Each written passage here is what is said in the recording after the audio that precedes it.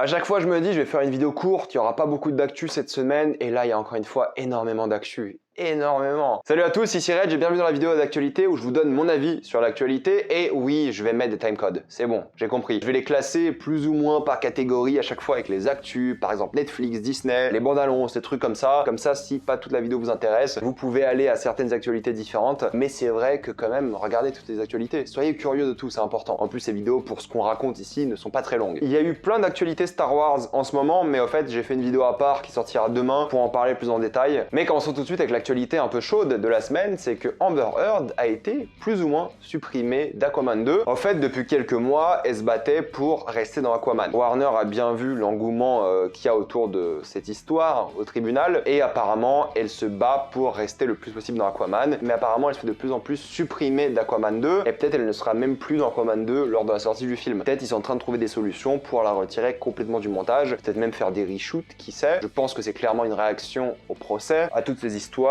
mais normalement, elle sera de moins en moins dans le film et elle sera déjà, ça c'est sûr, visiblement, beaucoup moins que ce qui était prévu à la base. Je sais pas si j'aime ça, j'en ai déjà parlé la dernière fois, je sais pas si je suis fan de cette idée-là, parce que moi, l'idée c'est d'avoir le meilleur film possible, et peut-être si on la retire du film, ça va gâcher le film, et on aura une sorte de film charcuté, mais bon, on verra bien quand le film sortira, on n'aura peut-être jamais la version avec elle, du coup, on pourra jamais comparer, donc je me suis déjà prononcé sur cette question plein de fois, je vais pas en reparler, mais oui, en effet, la Warner travaille activement pour l'enlever du film. Margot Robbie jouera dans un préquel à Ocean's 11. L'histoire aura lieu en Europe dans les années 60. Et non, ça sera du coup pas une suite à Ocean's 8. C'est une sorte de reboot, soft reboot / préquel avec Margot Robbie. Je sais pas ce que j'en pense. Je pense que c'est une franchise qui a déjà été bien essoufflée. Elle était déjà essoufflée avec la fin de la trilogie, je trouve. Ça marchait bien sur 3 films et encore, grand maximum 3 films. Et là, depuis, c'est en train de l'essouffler. Aucun film n'est horrible, vraiment. Mais c'est juste qu'à un moment...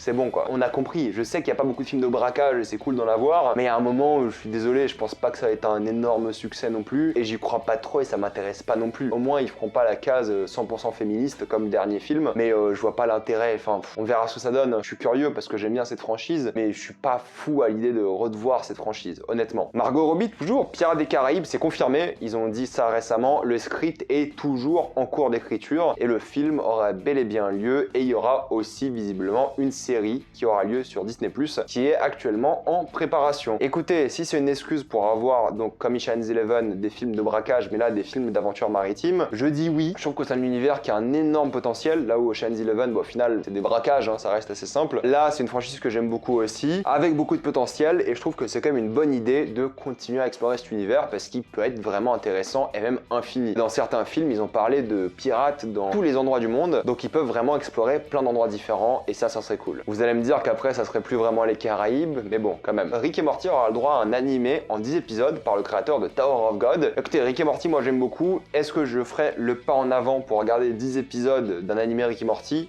Pas vraiment. Il y a déjà un animé Rick et Morty qui était sorti quand même il y a un certain moment, en un épisode je crois ou un truc comme ça, ou même en court épisode, mais ça m'intéresse pas vraiment. Moi j'aime bien le Rick et Morty vraiment ricain pour le coup, les animés c'est pas trop mon truc, donc c'est pas parce que c'est Rick et Morty que je foncerai dessus. Pour ceux qui aiment bien Rick et Morty et les animés ça peut être intéressant, mais pour moi c'est pas mon truc. Je vous mets les statistiques des plateformes de streaming en ce moment. On voit que Netflix reste au sommet, mais vu qu'ils perdent des abonnés et toutes les autres plateformes en gagnent, on verra combien de temps ça va durer. On reviendra sur ces statistiques lorsqu'il y aura du vrai changement, mais pour l'instant elles ressemblent à ça. Tom Cruise n'a pas autorisé Top Gun Maverick à sortir sur la plateforme, et écoute Tom Cruise, t'as raison. Si on peut sortir les films au cinéma, tant mieux, c'est la meilleure expérience pour voir des films, et tous les films devraient sortir au cinéma. Même ceux des plateformes, ils devraient sortir au cinéma et sur les plateformes. Donc je suis content que quelqu'un comme Tom Cruise se batte pour que ce genre de film sorte au cinéma, et j'espère que Top Gun Maverick, s'il est bien, on en parlera bientôt sur la chaîne, normalement mercredi soir, s'il est bien, j'espère qu'il aura du succès pour prouver que les gens veulent encore aller voir des films au cinéma, et encore plus des films comme ça de grands spectacles. J'espère vraiment qu'il sera bien pour que ça prouve vraiment cet argument, mais d'après les premières critiques, il a l'air incroyable. What We Do in the Shadows, l'une de mes séries de sitcom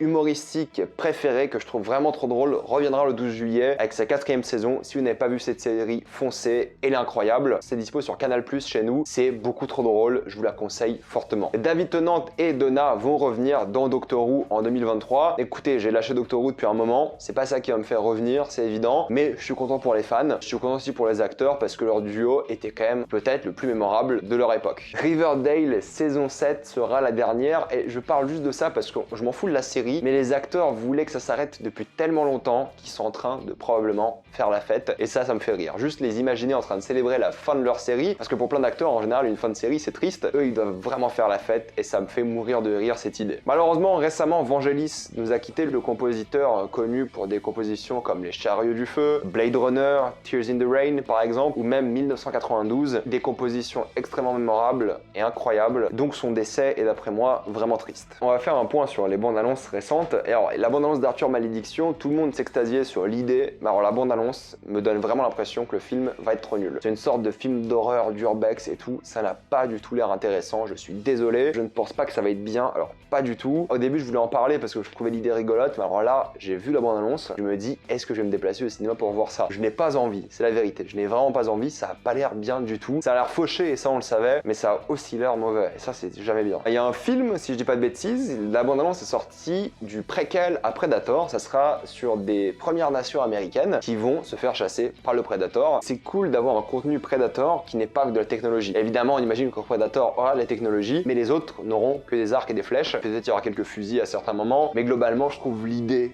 super cool. Ça s'appelle Prey et ça sortira, j'imagine, sur Disney+, chez nous, ou peut-être au cinéma, qui sait. La bande-annonce d'Umbrella Academy, comme d'hab, saison 3 qui sortira là en juin, ça a l'air vraiment bien barré et divertissant et cool, comme d'habitude. Ça explique aussi pourquoi Elliot Page va interpréter Victor, parce que du coup, vu qu'il y a cette histoire de dimension parallèle, il y a une Vanya qui existe toujours, on la voit dans la bande-annonce. On imagine donc que la Vanya de l'univers parallèle sera donc Victor, comme ça Elliot Page pourra jouer Vanya et Victor. Donc en fait, ça a totalement du sens. George Miller revient avec un nouveau film qui s'appelle 3000 Years of Longing, qui a l'air incroyable. C'est l'histoire d'une femme qui trouve un génie. Elle demande ce que les gens font quand ils ont le droit à 3 vœux. Et je pense que c'est une sorte d'aventure dans le temps de l'histoire du génie qui va raconter en fait ses aventures à chaque fois qu'il a donné des vœux à quelqu'un. Ils vont se retrouver emmêlés à tout ça. C'est George Miller, il a fait des films que des masterclass dans sa vie. Je pense qu'il va revenir encore une fois avec une masterclass. Ça sort cet été et évidemment, j'ai trop hâte. La bonne de The Boys saison 3 est aussi sortie, ça a l'air d'être The Boys comme on le connaît, évidemment le meilleur personnage, enfin l'un des meilleurs personnages de l'histoire des séries est de retour, Homelander, et je suis aussi content de voir Jensen Ackles qui a enfin un rôle qui sort de Supernatural, donc ça c'est cool. Ça sortira début juin pour le coup et évidemment on en parlera. Il y a aussi l'abondance de Spider-Man qui est sortie avec Chris Hemsworth et Miles Teller, c'est un film Netflix, c'est une sorte de huis clos psychologique, ça a l'air éclaté, je suis désolé, hein. J'ai même pas envie de le voir. Dans les actus Netflix, il y avait cette controverse à un moment avec Dave Chappelle qui faisait plein de blagues qui étaient considérées comme transphobes et au fait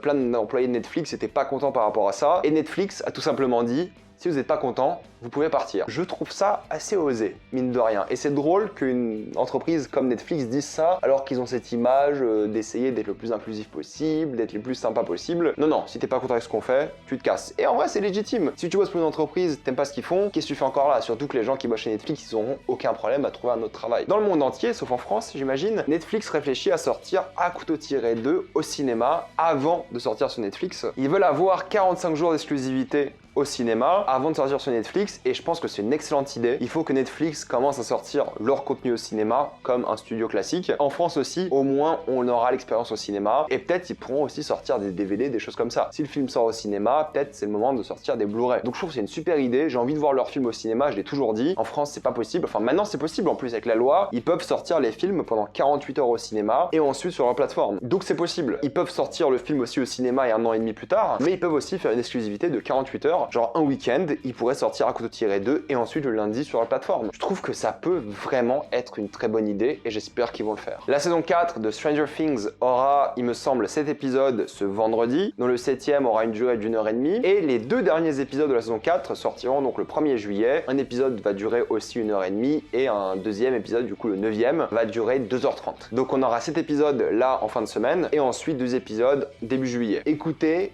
why not? Sortir une saison, parce qu'en vrai cet épisode c'est une saison entière, hein, presque, et ensuite une sorte de finale 1 mois plus tard, why not? Moi j'avais peur qu'ils divisent la saison en 2 parties, genre 4 et 4, mais là, écoutez, ça peut le faire. Genre 7-8 heures de contenu la première fois et 4 heures de contenu la deuxième, ça peut être cool. Black Mirror saison 6 est en production chez Netflix, enfin en production. Ils sont en train de travailler dessus. Je sais pas comment Black Mirror va rivaliser avec la vraie vie aujourd'hui. Vous pensez que c'est une blague, mais en fait pas du tout. C'était l'excuse pour laquelle il n'y avait pas eu de Black Mirror en ce moment. Mais Netflix, ils ont dû voir qu'ils perdaient des abonnés, du coup ils se sont dit ah, Black Mirror, c'est une bonne idée. Tiens, Charlie Brooker, t'as pas une idée? Donc ils sont en train de bosser sur la saison 6. Je sais pas comment ça va rivaliser renouer avec la bêtise qu'on a un peu dans ce monde depuis quelques années. Mais écoutez, je leur fais confiance. Je sais qu'il y a plein de gens qui aiment pas la saison 5 de Black Mirror, mais moi je l'ai défendu aussi, je l'ai bien aimé. C'est pas au niveau des autres, hein, je suis d'accord, mais depuis le rachat de Netflix, je trouve pas qu'il y a eu forcément une baisse en qualité. Ça reste, d'après moi, vraiment cool. News Disney, eh oui, on va rigoler avec la première. Disney ont censuré une scène sur Disney Plus de Iron Man 3. Il y a une scène où un personnage dit Hey Cracker. Cracker, c'est un terme péjoratif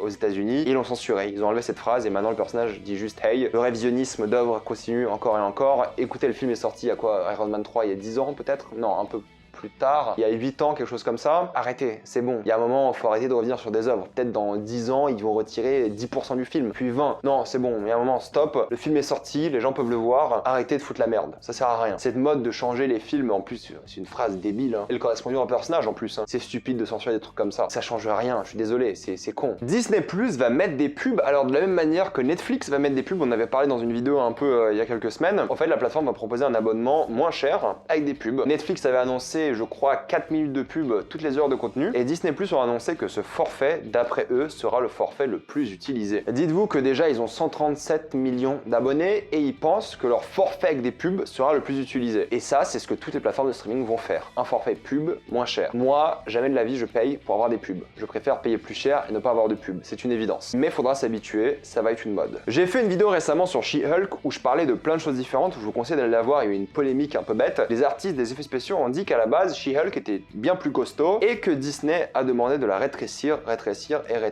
et c'est ce que je disais dans ma vidéo. Ça a été clairement volontaire. On peut apprécier ou pas le geste, mais maintenant on sait qu'il y a une vraie volonté de la rendre vraiment maigre. Maigre, c'est un grand mot peut-être, mais la rendre vraiment fine comparé à la vision des artistes qui trouvaient ça plus logique qu'elle soit plus costaud. Le prochain Pixar, après Buzz l'éclair qui sort là en juin, sera Elemental, qui va raconter non pas l'histoire d'un fromage, mais d'après l'image, on imagine que c'est l'histoire de différents éléments qui vivent dans la même société. Ça peut être marrant, c'est Pixar, ils sont trop forts, on y croit. Loki est la série la plus regardée de Disney+, et c'est mérité, c'est leur meilleure série, c'est tout ce que j'ai à dire. Je pense pas qu'ils s'attendaient à un tel succès de Loki, mais la série était tellement bien que je pense qu'il y a eu beaucoup de bouche à oreille. Moi je connais des gens qui regardent pas du tout Marvel, qui ont été conseillés la série Loki et qui l'ont regardé et qui ont adoré. Le tournage commence là début juin, j'ai très hâte de voir la suite. Daredevil est officiellement en production chez Disney+, oui elle va revenir cette série avec évidemment les acteurs qu'on a déjà vus dans le MCU. Je ne fais pas du tout confiance à Disney pour regarder la violence, pour regarder le symbolisme religieux, pour regarder toutes les histoires qu'ils faisaient de Daredevil Netflix. Je m'attends à avoir un Daredevil en mode MCU et ça ne marchera pas. Je vous le dis tout de suite, ça ne marchera pas. Je pense que ça va être bien, je pense que ça va être même très cool, mais s'ils y vont pas à fond comme la série Netflix, ils ont dit que ce sera une suite en plus, hein. Ça ne marchera pas. Je n'y crois pas. Même si c'est bien, et peut-être j'aurai tort, peut-être ce sera même mieux, j'en sais rien. On est tellement habitué à la version Netflix, violente, avec une cinématographie de fou, des vraies thématiques intéressantes. Elle était pas parfaite, la série, loin de là. Je pense que les gens l'idéalisent trop, elle était loin d'être parfaite, mais elle était très bien quand même, hein. Je pense qu'ils vont la foirer. Je suis généralement assez optimiste avec les projets Marvel, mais en termes de série, ce qu'ils ont fait récemment, surtout quand ils ont dit que Moon Knight sera la série la plus violente ou le contenu le plus violent qu'ils aient jamais fait, on l'a vu Moon Knight, on a vu ce que ça donne. Et le tournage de la série Echo, oui moi aussi j'avais oublié qui c'était, c'est un personnage de Hawkeye, oui moi aussi j'ai oublié Hawkeye, a commencé. Est-ce que j'en ai quelque chose à faire? Non. Est-ce que ça m'intéresse? Non. Est-ce qu'on en parlera? Je ne sais même pas. Si c'est vraiment bien, ouais, mais sinon, ça ne m'intéresse pas du tout. Marvel vient de racheter les droits au visage de Stan Lee. Donc Stan Lee pourra, si je dis pas de bêtises, non pas apparaître avec du contenu en images de synthèse dans des films Marvel et tout, mais ils ont le droit de diffuser des documentaires sur lui, ils ont le droit de raconter des documentaires sur lui, d'en créer, donc ils ont le droit d'utiliser son image pour gagner de l'argent en fait, c'est ça l'idée. Est-ce que ça veut dire qu'ils ont le droit de le mettre dans les films maintenant? Je ne pense pas, si j'ai bien compris, pas sûr, hein, corrigez-moi si je dis une bêtise, mais c'est vrai que en fait ça a beaucoup été discuté sur les réseaux, à quel point ils vont utiliser sa mort pour faire de l'argent, mais je crois que c'est juste un deal pour raconter son histoire en fait, raconter sa vie, permettre de sortir des moments qu'on n'a jamais vu avec lui peut-être. C'est Disney, je sais qu'ils sont avides, il y a de fortes chances qu'ils fassent n'importe quoi, mais honnêtement, je pense que c'est moins dramatique que ce que j'ai vu sur les réseaux. Les réactions à ça étaient folles, c'était genre du sacrilège, mais je pense que c'est juste une question de droit, de marketing, ils vont pas forcément utiliser sa mort pour se faire de l'argent. Ça sera plus fait en termes d'hommage, je pense, plus qu'autre chose. Mais c'est des choses qu'il faut faire dans la vie, il faut acheter les droits à l'image de quelqu'un, et ça ils l'ont fait. Pendant 20 ans ils ont le droit. pour l'instant. D'après beaucoup de spécialistes du cinéma, ils pensent déjà que Avatar 2 va remettre la 3D à la mode. Et écoutez, moi j'ai pas vu un film en 3D depuis super longtemps car les cinémas auxquels je vais, surtout là à Lille, à l'UGC en général, il n'y a pas de 3D. Il y en a quasiment jamais. Donc moi les films en 3D j'aime bien quand c'est bien fait. Avatar est le meilleur exemple, c'était trop bien fait. Même d'autres c'était impressionnant. J'aimerais bien revoir des films en 3D, why not, mais faites-le bien. Faut pas que ça relance la mode des films qui sont convertis en 3D. Faut faire des films de base en 3D, pas les convertir. Et si Avatar 2 est une expérience de fou en 3D, tant mieux, écoutez. Si la 3D peut rendre le film meilleur, comme ça l'a fait pour le premier film, tant mieux. Et dernière actualité, alors bon, je pense que si vous n'avez pas vu le film, pour l'instant vous en fichez des spoilers. Donc quand même, je fais un petit spoil par rapport à Doctor Strange in the Multiverse of Madness. Si vous n'avez pas vu ce film, quittez la vidéo maintenant. Et si les spoils vous dérangent. Mais au fait, Daniel Craig était prévu de jouer Mr. Fantastic dans le film et non pas John Krasinski. Tout était prêt, c'était signé, il allait y aller et à cause du Covid, il a dit non, je préfère rester en sécurité à la maison avec ma famille et tout. Il a refusé pour des raisons sanitaires et ça pose une question intéressante parce que Daniel Craig aurait dû avoir un caméo en tant que Mr. Fantastic, ça aurait dû être lui. Est-ce que ça veut dire du coup que John Krasinski l'a remplacé pour faire plaisir aux fans parce que Krasinski c'est un fan cast depuis des années, ou est-ce que Krasinski a été choisi pour jouer Monsieur Fantastique dans le film 4 Fantastiques? Ça on le sait pas du coup et ça crée un doute. Je pense qu'il y aura bientôt des nouvelles du casting des 4 Fantastiques parce que le film va bientôt commencer son tournage. Faut qu'il sorte quand même bientôt. Mais du coup, cette annonce pose un léger doute. Et je pense que les gens seront déçus si c'est pas Krasinski qui joue Mr. Fantastic. Ils sont sûrement en train de signer un contrat, de se mettre d'accord, voir si ça intéresse de faire partir du MCU parce que c'est un personnage essentiel au MCU. Surtout avec ce qu'ils sont en train de faire le MCU, Secret Wars, il est essentiel. Donc curieux de savoir qui va jouer Mr. Fantastic. Je vais m'arrêter là, mettez-moi dans les commentaires ce que vous pensez de toutes ces news, lesquelles vous inspirent, lesquelles vous trouvez bêtes, stupides, ou lesquelles vous adorez, tout ça dans les commentaires. Comme d'habitude, pensez à vous abonner à la chaîne pour plus de vidéos, mettez un j'aime, ça aide beaucoup la chaîne, suivez-moi sur tous mes réseaux, et moi je vous dis à la prochaine fois. Salut à tous.